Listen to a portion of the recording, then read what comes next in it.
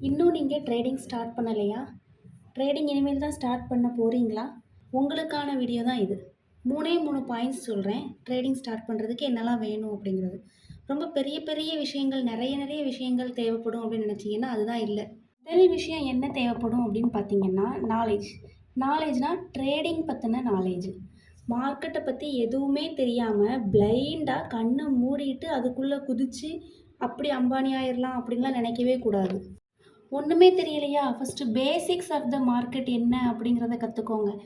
அதுக்கப்புறமா மார்க்கெட்டோட மூவ்மெண்ட் எப்படி இருக்குது அப்படிங்கிறத பாருங்கள். அப்புறம் உங்களுக்குன்னு ஒரு பிளான் டெவலப் பண்ணுங்கள். அதுக்கப்புறமா ரியல் மார்க்கெட்டில் நீங்கள் என்ட்ரு ஆகலாம். செகண்ட் விஷயம் என்ன அப்படின்னு பார்த்தீங்கன்னா ட்ரேடிங் டூல்ஸ். ஒரு சிலர் சார்ட் பார்த்து ட்ரேட் பண்ணுவாங்க.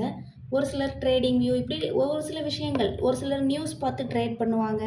இந்த மாதிரி உங்களுக்கு எது பார்த்து ட்ரேட் பண்ணுனா கரெக்டாக இருக்குமோ அந்த மாதிரி ட்ரேடிங் டூல்ஸை ஃபஸ்ட்டு செலக்ட் பண்ணிக்கோங்க. நம்ம சேனலை பொறுத்த வரைக்கும் நம்ம சார்ட்டை பார்த்து ட்ரேட் பண்ணுற மேட்டரே கிடையாது. எப்போவுமே ஃபஸ்ட்டு ஸ்டார்டிங்கில் உள்ள வீடியோவிலேருந்து இப்போ வரைக்குமே சொல்லியிருப்போம், சார்ட் பார்த்து நம்ம ட்ரேட் பண்ண மாட்டோம். ஸோ உங்களுக்கு வேணும் அப்படின்னா, உங்களுக்கு யூஸ்ஃபுல்லாக இருக்கும் அப்படின்னா அதுக்கேற்ற மாதிரி நீங்கள் என்ன டூல்ஸ் வேணுமோ அதை யூஸ் பண்ணி ட்ரேட் பண்ணிக்கலாம். 3வது முக்கியமான விஷயம் என்ன அப்படின்னு பார்த்தீங்கன்னா ட்ரஸ்டட் புரோக்கர்ஸ். ரொம்ப நம்பகத்தன்மையான இருக்கக்கூடிய புரோக்கர்ஸ். ஒரு புரோக்கரை செலக்ட் பண்ணுறதுங்கிறது ரொம்ப கஷ்டமான விஷயந்தான். ஏன்னா நிறைய புரோக்கர்ஸ் இருக்காங்க. ஹானஸ்ட்டாக சொல்லணுன்னா நம்ம அதில் எதை பிக் பண்ணுறோம் அப்படிங்கிறது மேட்ரு இல்லை. ஆனால் அந்த புரோக்கர் ரெகுலேட்டட் புரோக்கராக இருக்கணும். உங்களோட எக்ஸிக்யூஷன் குயிக் எக்ஸிக்யூஷனாக இருக்கணும்.